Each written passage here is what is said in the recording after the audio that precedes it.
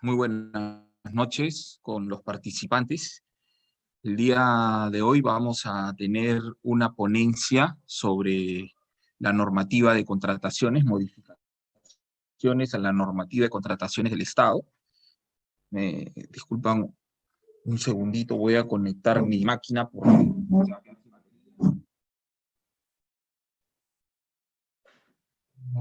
Déjenme presentarme rápidamente. Soy el abogado Álvaro Torrico Huerta. Eh, Rápidamente les cuento mi experiencia ya en el sector público más de 15 años.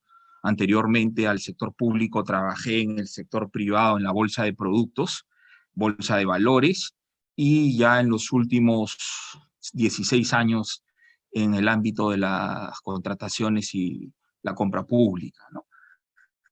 Entonces, hay situaciones que ameritan conversar sobre esta materia que es sumamente interesante, sobre todo que hemos en los últimos años tenido una serie de cambios positivos, por decirlo menos, y otros que no son tan relevantes, que no son tan importantes en materia de contratación pública, ¿no? O sea, sí, nos vamos a remontar obviamente a de los 16 años que tengo viendo estos temas. Recuerdo que en esa época se hablaba pues del decreto supremo 083 y 084, aquellas personas que están de esa época o más antiguos deben acordarse de esa normativa. Yo me inicié en el tema de contratación pública estudiando esta normativa. Recuerdo con mucho cariño una promoción en la Universidad de Lima, allá por el 2004, 2005, era la tercera, cuarta promoción en contratación del Estado, y con presencia bastante activa de personal de Consucode en esa época, que se llamaba. Y para qué, desde ese momento ya me encantó esta materia y hemos estado, pues, desde el lado del Estado, privados y básicamente más desde el Estado, apoyando siempre en la normativa, ¿no? Bueno, hecho este pequeño preámbulo, no me queda más que dar inicio a esta conversación y agradecerles por su tiempo y por la relevancia. Sé que es hoy un día difícil, importante para nosotros, porque juega Perú, está jugando. El primer tiempo no nos fue bien, esperemos que se revierta en el segundo. Sin embargo, tenemos pues que tener presente que estamos viviendo momentos difíciles, pero tenemos que seguir con optimismo.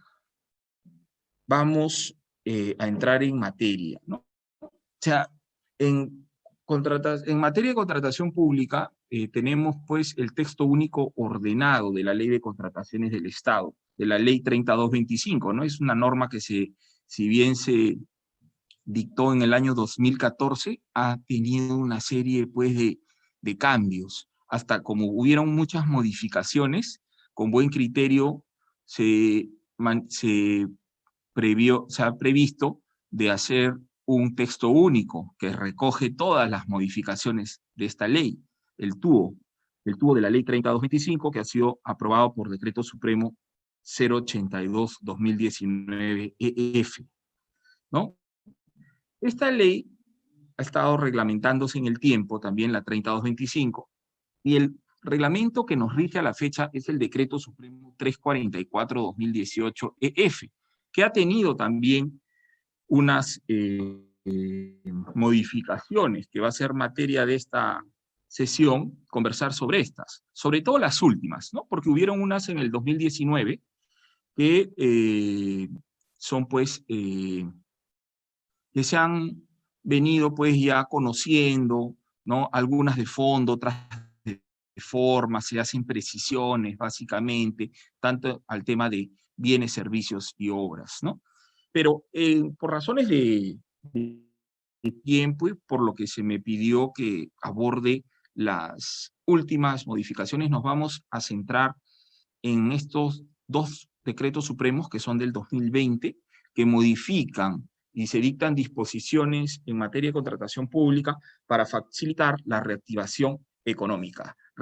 reactivación económica que se vio suspendida y detenida por la pandemia que venimos atravesando desde marzo de este año.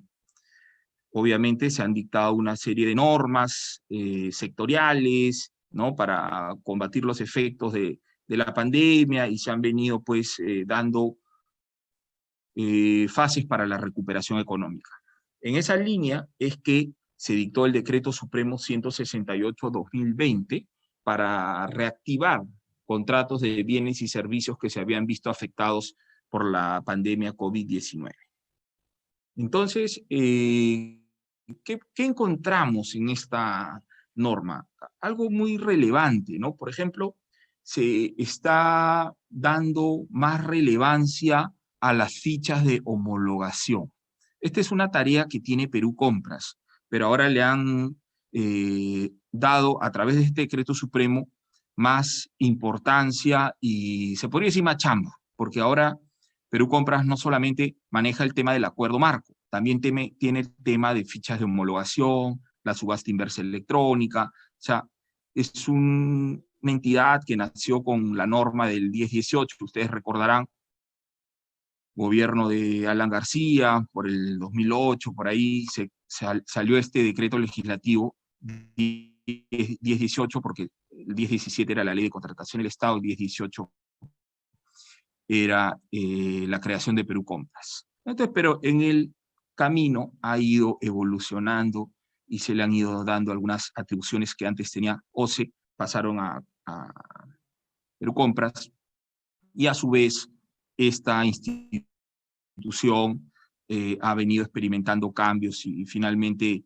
me parece que está haciendo una buena labor y está en esta tarea de priorización de procesos de homologación, ¿no? Que no es otra cosa que un proceso mediante el cual las entidades del Poder Ejecutivo, que formulan políticas nacionales y o sectoriales, uniformizan las características técnicas y los requisitos de calificación de los requerimientos en general relacionados con el ámbito de su competencia, ¿no? O sea, en principio cualquiera no puede homologar fichas técnicas, ¿no? Tienen que ser entidades del Poder Ejecutivo que formulen políticas nacionales o sectoriales. Entonces, acá se tienen que, obviamente, uniformizar, estandarizar características técnicas y los requisitos de calificación que son de obligatorio cumplimiento. Entonces, acá, ¿qué dice el artículo 2? En el plazo máximo de 10 días hábiles contados a partir de la entrada de vigencia del 168 del 2020, que fue dictado el 30 de junio de este año, los ministerios aprueban, mediante resolución del titular, las fichas de homologación que a la misma fecha de entrada en vigencia del presente decreto supremo cuentan con opinión favorable de la Central de Compras Públicas. No es que van a aprobar, priorizan y aprueban los ministerios. Tiene que haber un trabajo conjunto con Perú Compras, que es el ente técnico, y le tiene que dar una opinión favorable. Si no hay opinión favorable, obviamente, los ministerios no podrían aprobar las fichas técnicas de homologación. También se ve que esto tiene que, este trabajo de acompañamiento que hace la Central de Compras Públicas, Perú Compras, lo tiene que hacer con el Ministerio de Producción, con Produce, a realizar todas las coordinaciones para identificar los sectores productivos con mayor oferta, donde están las micros y pequeñas medianas empresas. Perdón, micro y pequeñas empresas, las MIPES, a fin de que pueda comunicarlo a los ministerios correspondientes. Los ministerios actualizan su plan de homologación, priorizando las fichas que correspondan a los sectores productivos con mayor oferta de micro y pequeñas empresas. O sea, en esta norma lo que vamos a ver, y eso sí me parece positivo rescatar, es que se están preocupando por la MIPE, por la pequeña y mediana empresa, toda vez que micro y pequeña empresa, porque obviamente no están en la misma ventaja que cualquier otro postor en un procedimiento de selección, ¿no? Entonces, obviamente hay que darle las herramientas necesarias para que también puedan tener acceso a los procedimientos de selección. Básicamente el escenario natural de una MIPE, de una micro y pequeña empresa, es la adjudicación simplificada. No van a competir en igualdad de condiciones, o mejor dicho, no van a poder sacar sus ventajas competitivas en una licitación pública, un concurso público, que son montos muy grandes, donde se piden garantías, espaldas financieras y todo lo demás. Ellos, por lo general, desarrollan sus habilidades en diversos tipos de selección, procedimientos, ¿no? Que ya vamos a comentar algunos de ellos, les anticipo la adjudicación simplificada. Entonces, en este trabajo de acompañamiento que hace Perú Compras como ente técnico especializado, le proporciona al Ministerio de la Producción cuáles podrían ser los bienes y servicios que pueden tener cabida para una ficha de homologación. Entonces hay un asesoramiento técnico por ese lado, y obviamente el ministerio va a identificar los sectores productivos, ¿no? Donde estos empresarios, micro y pequeñas empresas, tienen una mejor oferta competitiva.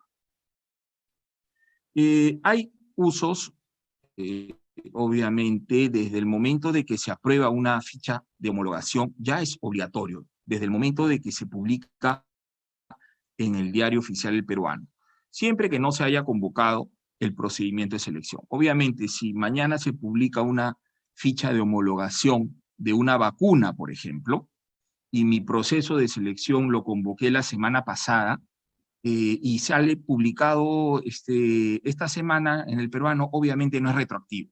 O sea, resultará obligatorio a partir de su publicación en el Peruano. Pero aquellos ya convocados no tienen que adecuarse en lo absoluto. Siguen su curso normal, ¿ok?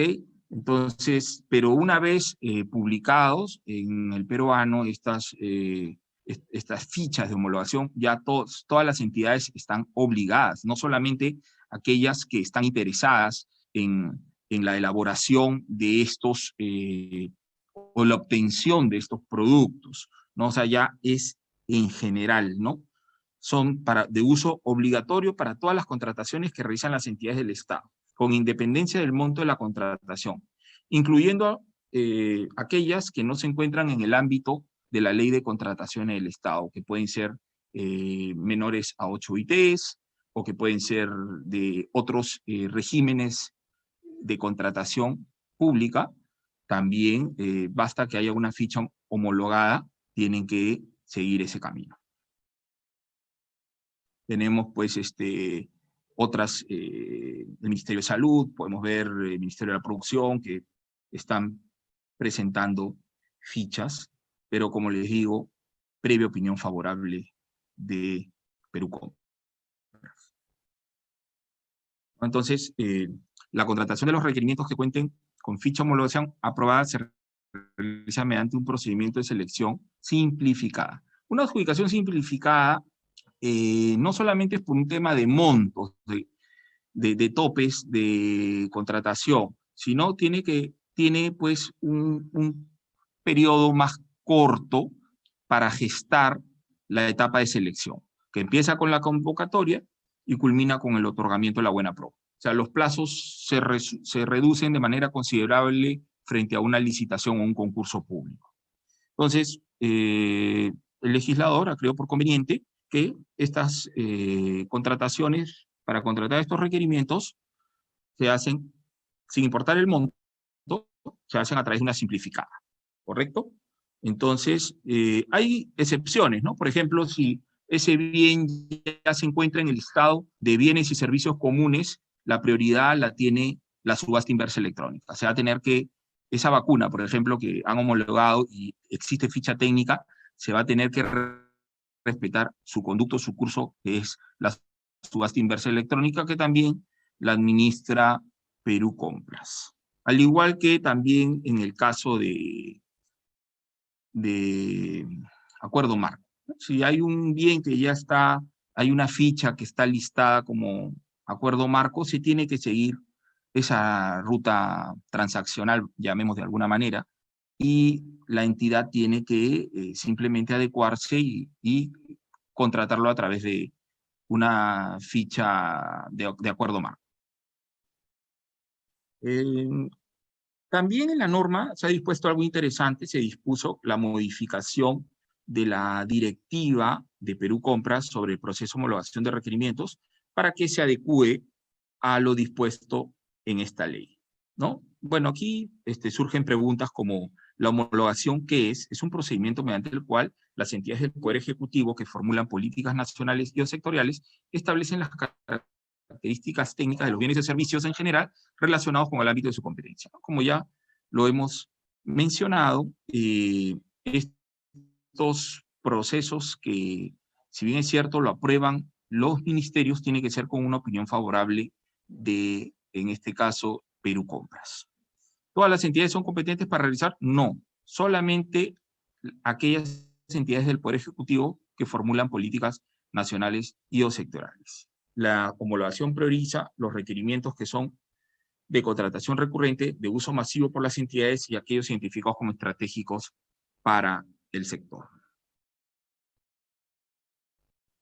En realidad, estas son preguntas que ya las hemos venido conversando, en qué consiste la participación de Perú Compras en el proceso de homologación. Ya lo hemos dicho que emite opinión técnica, las entidades le tienen que solicitar una especie de un expediente, ahora todo es virtual, expediente de solicitud de opinión, ¿no? Y a su expediente de solicitud de opinión van a adjuntar el informe del área especializada, el informe del órgano encargado de las contrataciones de la entidad, y la ficha de homologación que quiere que se pronuncie Perú Compras. Entonces, ellos ya se van a pronunciar, tienen un plazo para hacerlo, y esta norma ha buscado eso también, ¿no? Reducir plazos. Porque antes los plazos eran más largos, no, ahora le pone 10 días a Perú Compras, le pone 10 días a la entidad, en otros casos 7 días, que ya vamos a ver. Entonces, lo que se busca, pues, es darle celeridad y obviamente compromiso, ¿no? Busca compromiso, no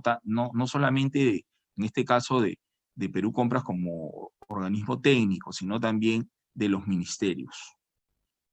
¿No? Ya lo hemos mencionado también.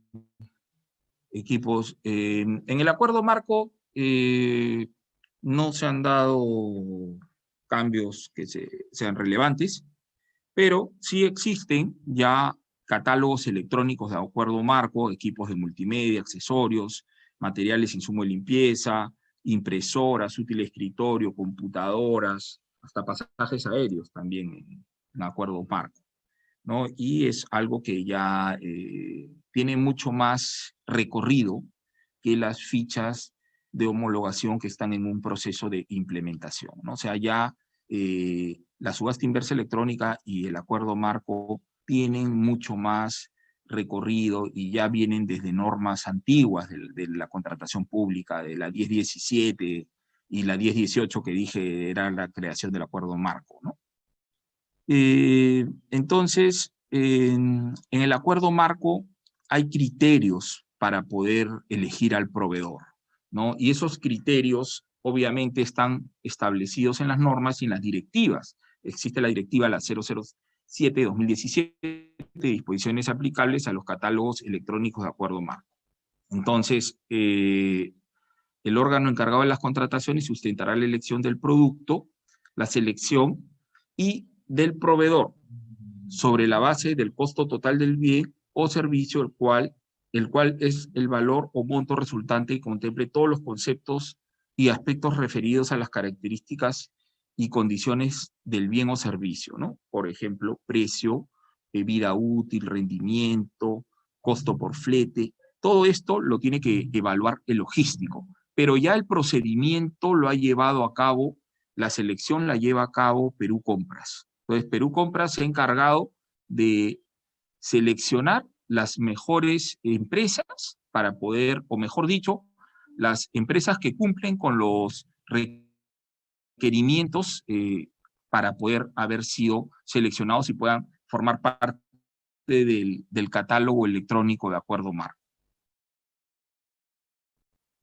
Otra de las modificaciones que se ha hecho con el Decreto Supremo 168 es que se está dando más elasticidad, flexibilidad al funcionario para que pueda elegir en algún caso y no darle tanta rigurosidad de hacer comité de selección para todos los procesos. Entonces había que descongestionar esto porque ya demasiados procesos se estaban dilatando por el tema de comités y a veces faltan personas en las entidades calificadas para poder llevar a cabo un comité de selección. Entonces, se ha definido que la licitación pública, concurso público y selección de consultores siempre se designa un comité de selección.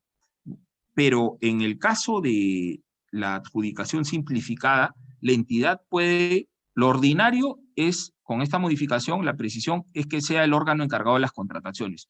Sin embargo, le da la opción de que la entidad pueda optar y podría darse el caso de una contratación de un bien, servicio, en la cual consideren que sí sea necesaria la participación del comité de selección, ¿no? O porque de repente hay que buscar un experto independiente, la entidad no tiene una persona especialista en el objeto de la convocatoria. Entonces, por eso es que en ese caso dejan la posibilidad abierta que, aún siendo simplificada en bienes y servicios, pueda la entidad optar por un comité de selección. Para obras sí, y consultoría de obras siempre se designa un comité de selección. Eso sí, la flexibilidad que estaba mencionando es para bienes y servicios, ¿no? Y consultorías en general, distintas de consultoría de obra. Ahí sí, válidamente la entidad puede, debe, yo diría, irse por el lado del órgano encargado de las contrataciones que conduzca el procedimiento. Y en los casos donde no tuviera el personal idóneo y que tenga que contratar de repente un experto independiente para el comité, siendo una simplificada de alguna consultoría en general, puede, la norma le da la opción de poder designar a un comité de selección o un comité permanente, ¿no? Entonces, esto un poquito en cuanto al tema del órgano a cargo del procedimiento de selección, ¿no? También en el tema de comparación de precios, este es un tipo de procedimiento de selección en la cual se tiene que dar una serie de condiciones para que se pueda utilizar esta figura de la comparación de precios, ¿no? Dice, por eso, para aplicar el procedimiento de selección de comparación de precios, la entidad verifica que los bienes y los servicios en general, descarten, no aplica para obras, solo bienes y servicios, existen en el mercado, cumplan con las especificaciones técnicas o términos de referencia sin necesidad de ser fabricados, producidos o suministrados siguiendo los patrones o una descripción particular de la entidad, ¿no? Se podría decir que son bienes estándar. Se entreguen o implementen dentro de los 5 días siguientes de formalizada la contratación. O sea, el bien tiene que estar ya y tiene que ser entregado pronto, porque esa es la condición. Que lean, o sea, ya la norma no dice únicamente que esté en el mercado, que sea disponible. Esto me hace recordar a una figura que trabajábamos en la bolsa de productos, que teníamos una DD, que era de disponible, y la condición era que el producto tenga que existir antes de la negociación. Y es una figura muy, muy similar, porque acá no solamente tiene que existir, sino también la entrega es súper inmediata, dentro de los 5 días de entregar la orden de compra o de servicio o formalizar el contrato. Entonces, esto también sí tiene obviamente algunos límites, ¿no? No es como una licitación que no, todos estos tipos de contratos especiales, como la comparación de precios, tiene parámetros, ¿no? Si no me equivoco, son 15 UITs para este tema de la comparación de precios. Recepción y conformidad. También se ha ajustado con el Decreto Supremo 168 el tema de la recepción y conformidad para dinamizar. No se olviden que los contratos en pandemia han estado dormidos, han estado suspendidos, muchos de ellos, han estado paralizados, no solamente en bienes y servicios, también en obras que han estado paradas. Entonces, un poco para dinamizar esto, con buen criterio, se ha considerado reducir el plazo para emitir conformidades. La conformidad Ahora estamos con esta modificación de 7 días de producida la recepción, salvo que se requiera efectuar pruebas que permitan verificar el cumplimiento de la obligación, ¿no? Que ahí ya se extiende. O si se trata de consultorías, en cuyo caso la conformidad se emite en un plazo máximo de 15 días. Pero esto se ha reducido, porque antes para consultorías era 20 y para bienes y servicios en general era 10 días, para emitir la conformidad del área usuaria de la entidad. Ojo, la recepción y conformidad de la entidad, del área usuaria. Entonces, se ha reducido el plazo. En otro que también hemos encontrado reducción es el tema de recepción y conformidad en cuanto a lo que cuando se producen las observaciones, estas observaciones la entidad las tiene que trasladar al contratista, indicando el sentido de estas. Y siempre se otorgaba un plazo, que no podía ser ni menor de 2 ni mayor de 10. Ahora se ha reducido a 8, ¿no? Por estos mismos temas que estoy mencionando. Dependiendo de la complejidad o sofisticación de las sanaciones, se trata de consultorías, el plazo de subsanar no puede ser menor de 5 ni mayor de 15. Antes jugaba de 5 a 20, entonces ahora se redució a 15. Es un poco para dinamizar, ¿no? Bueno, acá tengo una que no tengo diapositiva, pero un momentito.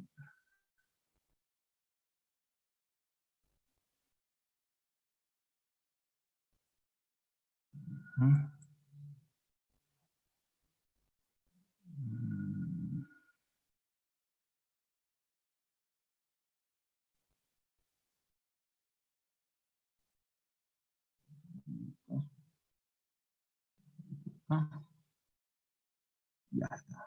8 días. El pago.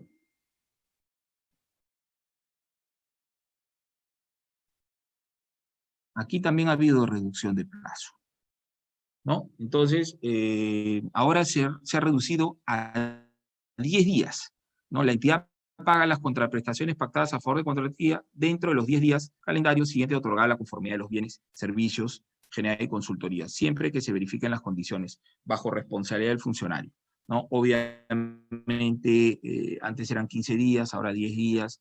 Esto implica también hacer modificación a las bases. Por eso que OCE ha sacado nuevas bases en las bases estándar se está haciendo la modificación ya alineándose a estos nuevos plazos del 168. Ustedes habrán visto que a partir de julio el OCE cambió sus bases estándar y pusieron casualmente, ¿no?, el DS6168 porque modificaba y uno de esos plazos que se ajustaban era el tema del pago. Entonces ya en la base estándar ya no podía decir 15 días, tenía que estar alineado, ¿no?, decir 10 días. Requisito de calificación.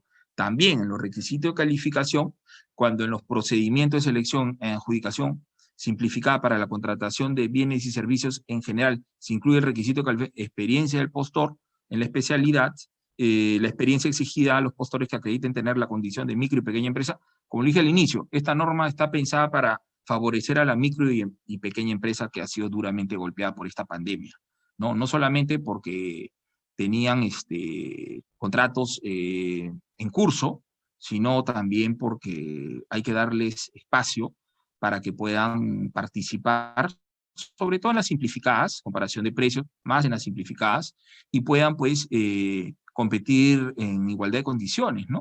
Porque a una pyme que ha sido duramente golpeada, no le puedes pues, dar las mismas reglas que a una empresa súper organizada que prácticamente no ha sentido el impacto de la pandemia, ¿no?, la paralización. Entonces, por eso es que se ha identificado y con buen criterio se ha indicado que en el caso del requisito de calificación, que forma parte del requerimiento, en este caso, experiencia del postor, en la especialidad, la experiencia cuando tengan la condición, cualquiera no le da la condición, obviamente PYME tiene que ser en este caso Ministerio de la Producción, y lo puede acreditar, obviamente, o si forma un consorcio y todos los miembros del consorcio son pymes, van a poder ellos no le pueden solicitar más del 25% del valor estimado para efectos de ese requisito de calificación. O sea, ellos van a acreditar su requisito de calificación hasta por un 25% del valor estimado. Eso es lo que se ha introducido con este cambio. Y obviamente también el requerimiento, ustedes saben, también ha tenido algunos pequeños ajustes que corresponde mencionar, ¿no? Por ejemplo, el requerimiento siempre sabemos que de cajón, especificaciones técnicas para bienes, término de referencia para servicios, consultorías y expediente técnico de obra para efectos de expediente técnico en el caso de obras, ejecución de obras.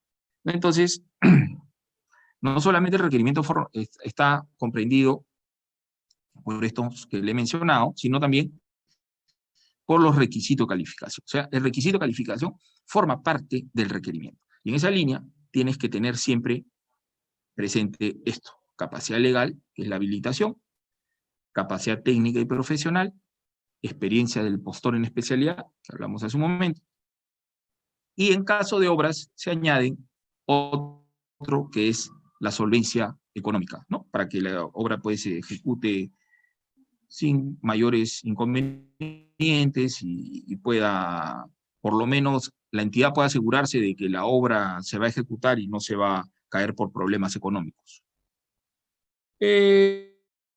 Los requisitos de calificación, como dije, ¿no? La capacidad legal, habilitación para llevar a cabo la actividad económica, materia de la contratación, la capacidad técnica y profesional, aquella relacionada pues al equipamiento estratégico, infraestructura estratégica, así como el personal clave requerido, ¿no? Ustedes habrán escuchado bastante esa denominación, personal clave. Es cuando uno oferta los profesionales que van a formar parte del equipo que va a ejecutar la prestación. O sea, la empresa tiene un equipo de profesionales y esos profesionales son los que van a ejecutar la obra, el servicio, o van a instalar un determinado equipamiento. Entonces, eso es también tiene una valoración y se reconoce como un requisito de calificación. Eso se ve ya en su etapa correspondiente en la calificación. Tratándose de obras y consultoría de obras, la capacidad es verificada por el órgano encargado de las contrataciones al momento de la suscripción del contrato. La experiencia del postor en la especialidad, en el caso de las personas jurídicas que surjan como consecuencia de una reorganización societaria, no podrán acreditar la experiencia de las personas sancionadas que absorben. Por ejemplo, estos casos que se han visto de empresas sancionadas, inhabilitadas por caso de corrupción, se cambia de nombre, normal, su derecho a hacerlo, ¿no? Como una figura de la Ley General de Sociedades, una reorganización societaria que está permitida por la ley, no hay ningún problema, pero esa experiencia de la empresa anterior, o mejor dicho, de quien te ha precedido, esa no la vas a poder utilizar. Por más que la hayas absorbido, ya es una empresa sancionada, no cuenta como experiencia a tu favor en la especialidad, como experiencia del postor. La solvencia económica aplicable para licitaciones públicas convocadas para contratar la ejecución de obras, ¿no? O sea, ustedes saben pues que esto tiene que estar bien clarito, definido en expediente técnico y además en las bases del procedimiento. En la base del procedimiento tienen que fijar el tema de sus requisitos de calificación, es obligatorio, y en el caso de obras la solvencia económica. Hay una bonificación a las MIPES en el 168, y esto me hace recordar que hace bastantes años, ustedes deben recordar, que también para promover a las MIPES se les daba un porcentaje, el 10%, y habían temas de colindancia, y no aplicaba para todo. Y claro, en estos momentos yo creo que sí se justifica que las MIPES puedan tener pues una inyección, un apoyo para que puedan competir de alguna manera y puedan tener un espacio en la contratación pública. En los procesos de adjudicación simplificada, los postores que tengan la condición de micro y pequeña empresa, o a los consorcios conformados en su totalidad por estas, y a su solicitud, no es nada impositivo, tiene que solicitarlo, se les asigna una bonificación equivalente al 5% sobre el puntaje total obtenido, siempre que acrediten tener tal condición otorgada por la autoridad competente. O sea, no basta con presentar una declaración jurada y decir soy MIPE. La autoridad competente tiene que otorgarle esta certificación, tiene que acreditar con un documento para efectos de que pueda obtener la bonificación sobre el puntaje total obtenido, este 5%. La adjudicación simplificada, ya lo hemos mencionado, es el escenario natural para para las MIPES. Es un procedimiento, pues, sumarísimo, ¿no? Resumido respecto de una licitación pública. Los plazos se ajustan. En bienes y servicios tenemos la convocatoria, registro de participantes, luego tenemos la etapa de consultas, observaciones e integración de bases. Mira, los plazos son reducidos. La formulación de consultas son mínimo 2 días hábiles, ¿no? Y para la absolución e integración, acá se han fusionado las etapas. Consultas, observaciones e integración de bases. La absolución es en un solo acto. O sea, yo ya no voy a hacer mi pliego de absolución, como era antes, ¿no? Que tú tenías, es más, antiguamente inclusive primero eran las consultas, después las observaciones, luego se fusionó consultas, observaciones. Luego existe, ya ahora, con tantos cambios que ha habido la norma, pero ahora se han integrado las etapas. Entonces, existe, al momento que tú haces tu pliego absolutorio, ya tienes que emitir tu consulta, tu observación, ¿no? Y obviamente también integrar. Entonces, ya, ahora todo es en un solo acto. Y tienes, obviamente, acá no tenemos pues el tema como en un concurso público, una licitación pública que se eleva al OCE para el tema de la emisión de pronunciamiento, cuestionamientos que se elevan las bases al OCE. Entonces acá es un proceso simplificado, como su mismo nombre lo dice. Se hace la presentación de ofertas, no puede existir, tiene que ser mínimo 3 días luego de la integración, para luego hacer la evaluación y calificación de ofertas y termina con el otorgamiento de la buena PROP. Obviamente la buena PROP quedará consentida si de repente hay una sola oferta válida, ahí queda consentida, pero si son hay más de una oferta, obviamente hay que esperar el plazo para el recurso a apelación, ¿no? Si no hubo recurso a apelación, ya podemos hablar de un consentimiento. Entonces, también tenemos en tema de consultorías los plazos muy similares, los mismos que en bienes y servicios para la simplificada. En ejecución de obras sí varía un poco, pero obviamente pues se le da también la facilidad para que son obras pues obviamente de menor rango, ¿no? No en una licitación pública ya los montos son mayores, los duplica.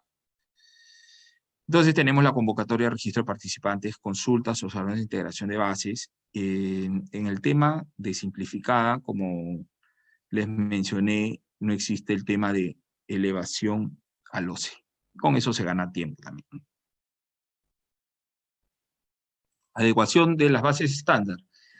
Una de las disposiciones que salió con el 168 es que no solamente hay tareas para Perú Compras, por el tema de la homologación, sino también para el OCE, ¿no? Se les dispuso para que ellos, dentro de los 10 días hábiles desde la entrada en vigencia del decreto supremo, adecúen las bases estándar, que ya lo hicieron en julio y se las publicaron, de acuerdo a lo dispuesto en el presente decreto supremo, y de manera progresiva identificar y suprimir en la base estándar documentos, requisitos que pueden ser obtenidos, verificados por las entidades de manera directa, el tema RENIEC, o que piden de repente, hay entidades que cuentan con el sistema de SUNAR, Servicio de Publicidad Registrada en Línea, porque hay convenio interinstitucional.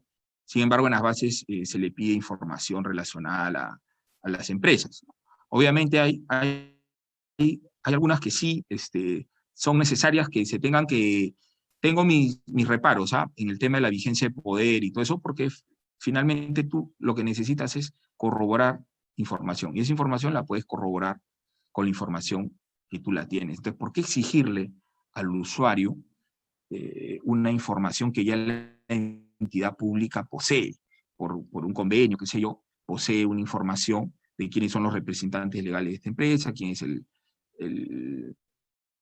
el accionista, el representante legal. Entonces, esas cositas yo creo que debe identificarlas bien OCE, ¿no? Quizás con una directiva, porque esa tarea también tiene, ¿no? De manera progresiva ir suprimiendo de las bases estándar aquellos documentos requisitos que pueden ser obtenidos por las mismas entidades de manera directa, ¿no? Y yo creo que eso sí es un gran paso, esto que se mencione, por un tema de simplificación administrativa también, ¿no? Bueno, antes de terminar esto, acá quiero también comentarles que no solamente quedan acá las modificaciones, ha habido una, que no la tengo ahorita en diapositiva, pero es el Decreto Supremo 250 de septiembre, por ahí, ¿ya? En la cual se incluye la posibilidad de introducir en la cláusula de solución de controversias el tema de la Junta de Resolución de Disputas. Ustedes saben que la Junta de Resolución de Disputas, para aquellos que no están familiarizados, se lo resumo de la siguiente manera, ¿no? Entonces, la Junta de Resolución de Disputas es algo parecido a un arbitraje, pero es un arbitraje más técnico, más especializado, más de ingenieros, en la misma obra, in situ. Entonces, ellos tienen la misión de corregir y dilucidar y las disputas que se originen entre las partes, técnicamente puedan resolverlas, y son vinculantes sus decisiones. Entonces, de acuerdo a la norma, la obligatoriedad de la Junta era de contratos de obras de 20 millones para adelante, pero la obligatoriedad. Pero con esta disposición que ha salido la 250, Decreto Supremo 250 de septiembre de este año, da la posibilidad de que las partes puedan ponerse de acuerdo ya en contratos celebrados con cláusula de solución de controversias, para introducir en esa cláusula, para incorporar en la cláusula ya existente esta, que me parece interesante, solución previa. Es una solución que acompaña. ¿Para qué llegar a un arbitraje si yo puedo en la ejecución del contrato ir solucionando la controversia? Entonces, esa es un poco la misión de esta Junta de Resolución de Disputas, que conocida como arbitraje de los ingenieros, pero también no necesariamente ingenieros, pueden participar, también participan abogados que se llaman adjudicadores y pueden tener participación activa, y obviamente no tanto en aspectos técnicos, porque los aspectos técnicos son más conocidos por los arquitectos e ingenieros, sino en el tema de interpretación normativa, ¿no? Pero sí, obviamente es válida la participación de varios profesionales, no necesariamente, no es exclusivo para ingenieros, ¿no? También pueden entrar abogados y otros. Entonces, lo que sí, obviamente, también la norma, la 250, se ha cuidado de señalar algunos parámetros, ¿no? Para aquellos, porque obviamente todo que sume a un contrato hay que costearlo, ¿no? Para ambas partes, tanto para la entidad pública como para el ente privado. O sea, si alguien le va a solucionar una controversia, una disputa técnica, no va a ser gratis, va a tener un costo. Entonces, esto tiene pues una tabla de adjudicadores, el Colegio de Ingenieros del Perú, la Universidad Católica, Cámara de Comercio. No, Cámara de Comercio, que yo recuerdo, no, adjudicadores, sí, la Católica, el CIP. Y bueno, esto tiene un costo. Entonces, definitivamente, escoger uno, tres. Entonces, para aquellos contratos que no superan los 20 millones, perdón, los 40 millones, y las partes no se pusieron de acuerdo si es 1 o 3, la norma dice 1. Basta con un adjudicador. Y en aquellos contratos que superan los 40 millones en obras, sí tiene que ser la regla ahí sí es de 3 adjudicatores. O sea, va a ser un costo mayor, pero estamos hablando de una envergadura, una obra de 40 millones. Pues, o sea, yo no creo que una obra de 40 millones escatimen por pagar a los profesionales honorarios de, no sé, de 20.000 soles entre los tres, ¿cuánto podrían ahorrar? Para poner un ejemplo, ¿no? O sea, no quiero decir que eso es lo que cuesta, puede costar más o menos, pero para poner un ejemplo, o sea, no se va a paralizar la obra por eso, ¿no? Entonces, ese es el tema que quería mencionar el día de hoy. También la contratación pública en los últimos años se ha visto bastante muy activa, ¿no? Con relación a otras materias.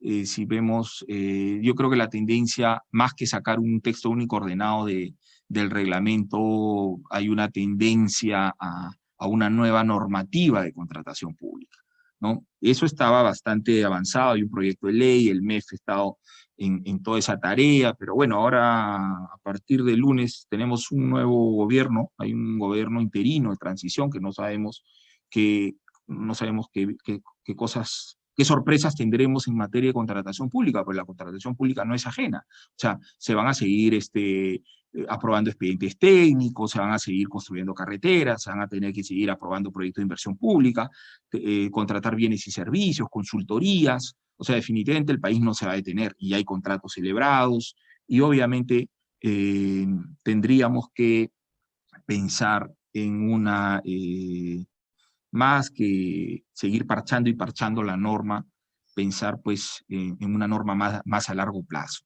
¿no? Y bueno, yo he tratado de resumir mi participación en esta hora. Es un día complicado, día de partido, pero sí quisiera que ustedes puedan interactuar, levantan la mano o yo quien quiere participar me avisa para darle el pase y poder absolver alguna inquietud, conversar sobre algún punto que quisieran que se pueda ahondar o de lo que quieran. Adelante, por favor. Yo me debo a ustedes. Muchísimas gracias y estoy atento a cualquier pregunta, inquietud que quieran que pueda resolver. Gracias.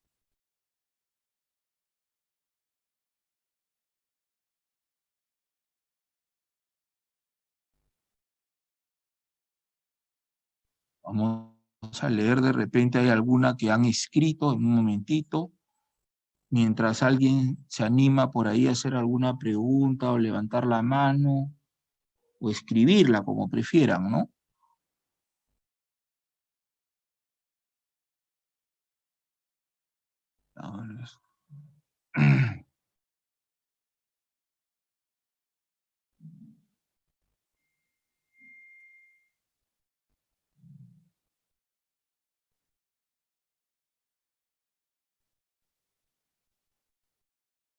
Allá. Acá me preguntan por la duración de las adjudicaciones simplificadas. Vamos a hacer un orden acá. A ver, a ver, a ver.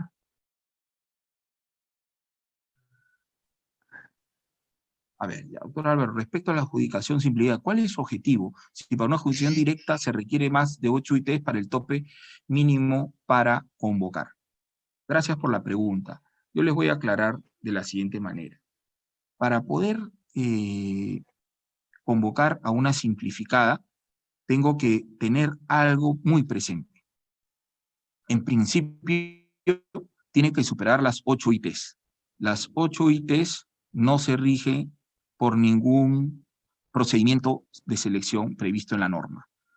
Es una contratación que es un supuesto de inaplicación de la ley de contrataciones, todas las contrataciones que son menores a 8 ITs, 34.000 soles.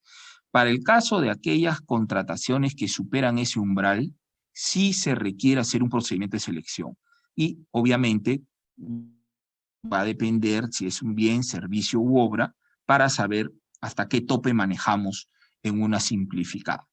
Estamos hablando de la mitad de lo que es una licitación pública. O sea, es una licitación, para ponerte un monto así, ¿no? No exacto, sino aproximado. 500.000 la licitación pública para bienes, la mitad es el monto que lo establece la ley de presupuesto todos los años, ese tope anual de la adjudicación simplificada. La adjudicación simplificada tú la puedes utilizar para bienes, servicios y obras, a diferencia de la licitación pública, que sí solamente para bienes y obras, no para servicios. Entonces, en el caso de la simplificada, tiene un objetivo que, bien clarito, hay para contratar bienes, servicios y obras, con rangos máximos, ¿correcto? Que no superan, en este caso, como te puse en el ejemplo, en el caso de bienes y servicios, los 500.000 soles. En obras el tope es un poco mayor. Pero siempre va a ser la mitad de lo que es una licitación pública para el caso de obras. Entonces, respondiendo a tu pregunta, las 8 UITs no aplica para ningún tipo de procedimiento de selección previsto en la ley 3225. Eso es un supuesto de excepción, ¿ya? Se sale del ámbito de aplicación de la norma, pero obviamente hay que respetar igual para las contrataciones que no superan las 8 ITs los principios que rigen las contrataciones del Estado. Hay que hacer obviamente un expediente, hay que hacer una indagación de mercado, hay que hacer actuaciones, no con la rigurosidad de un procedimiento de selección, pero sí hay que hay que abrir un expediente para una menor a 8 IT, y ese es el alcance que te puedo dar al respecto, Eritz. A ver, vamos a ver otra pregunta por ahí.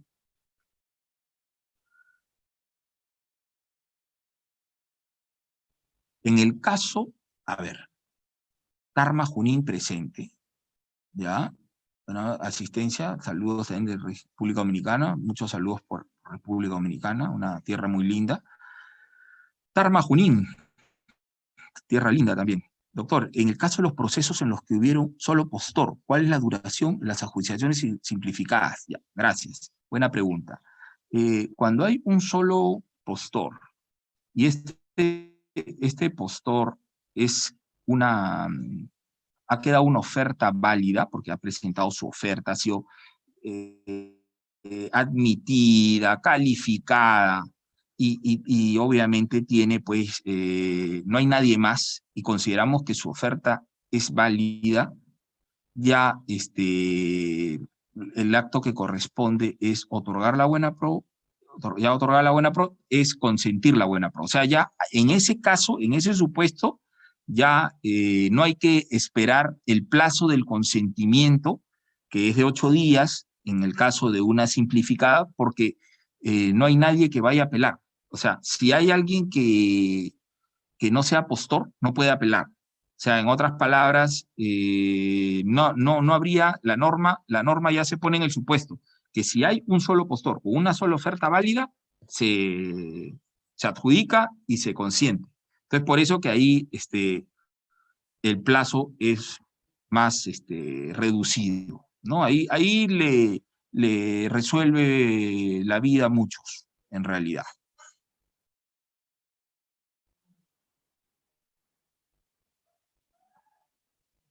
Bueno,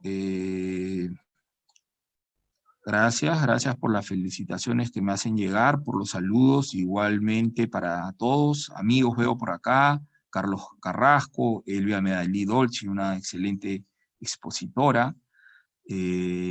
Todos, Silva Tello, Juan Alberto, a todos les doy un caluroso saludo. También a la señora República Dominicana y a todos en realidad. Estoy verificando si tienen alguna otra pregunta. Ya las del chat he podido responder. Si tienen alguna otra inquietud, háganmela saber a viva voz. Pueden levantar la mano o simplemente su micrófono lo desactivan y pueden hablar.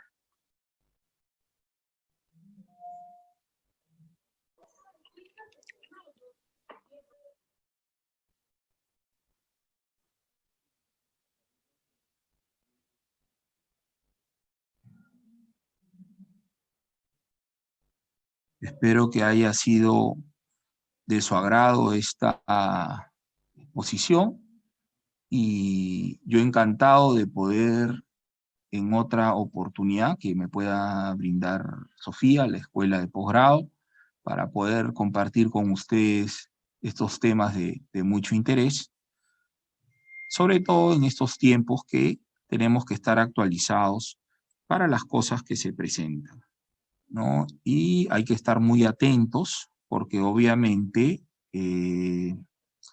cambios en la contratación pública siempre se van a dar. Casi todos los gobiernos imprimen sus cambios en modificaciones normativas. Entonces, Mirta Spa de República Dominicana, de repente nos quieres hacer algún comentario sobre cómo se está manejando la contratación pública en República Dominicana. Estaríamos muy encantados de escuchar. Doctor, muy buenas noches a todos. Con cierto dolor, tengo que decirle que las contrataciones públicas en la pasada administración gubernamental que tuvimos dejaron mucho que desear, pero mucho, mucho que desear, porque, por ejemplo, ponerle el siguiente de que se cotizaron unas sillas que costaban plásticas común y corriente, fueron cotizadas a 200,000 pesos cada silla y fue comprada por el Estado. Hubo contrataciones que al asumir este gobierno fueron rechazadas por el gobierno entrante porque estaban dotadas de anomalías. Una de las preguntas que quería hacerle fue sobre lo siguiente, y es que suelen vender esas empresas que ya están signadas con el problema de la corrupción, cambian los socios, hacen una adecuación y quieren volver nuevamente a la palestra pública a licitar. ¿Hay algún mecanismo específico en el cual podamos impugnarlas? Gracias por la pregunta. En una parte de la exposición pude tocar un tema similar a partir de una modificación normativa que ha habido con el 168, Decreto Supremo 168 acá en el Perú, porque se han dado situaciones parecidas y obviamente, en principio, acá tenemos un registro de empresas sancionadas. En este caso, el organismo supervisor de las contrataciones del Estado es el organismo competente para sancionar a empresas, a proveedores, participantes, contratistas, ¿no? Las entidades no pueden, no sé cómo se maneja en su país, pero acá en el Perú es un organismo técnico especializado que pertenece al Ministerio de Economía y Finanzas, que se encarga de hacer una sanción administrativa, sin perjuicio de las sanciones civiles, penales, que para eso los procuradores del Estado peruano articulan contra estas malas empresas, estos malos empresarios. Obviamente, muchas veces acá también se prenden los radares y también hay procuradurías anticorrupción, el mismo Ministerio Público de Oficio puede actuar para poder ir contra estas empresas. Pero lo que usted dice es una realidad lamentable que se presenta en varios países. No es lo que usted señala, se ha repetido, también se ha dado en el Perú, pero quizás con los controles que tenemos por el OCE se ha podido reducir el tema de las empresas sancionadas que puedan presentarse nuevamente a un proceso licitatorio. Pero sí se da la figura, pues, que tratan de reorganizarse, como usted lo dijo, hacen alguna figura societaria por una absorción y tratan de, ahora me llamo de otra manera y me presento. Entonces acá se han buscado ya mecanismos para evitar eso, y uno de ellos ha sido también que la experiencia de esa empresa mala que ha sido sancionada no puede ser utilizada por la empresa absorbida, por la empresa que la absorbe. Entonces, sí hay fórmulas, hay mecanismos de poder combatir estas malas acciones de empresas que siempre están rondando y le hacen daño al sistema de contratación pública. Espero haber podido darle algún alcance para satisfacer a su inquietud. Excelente, maestro, excelente. Muchísimas gracias. No, a usted. Muchísimas gracias, mis respetos y saludos para República Dominicana. ¿Alguien más, por favor?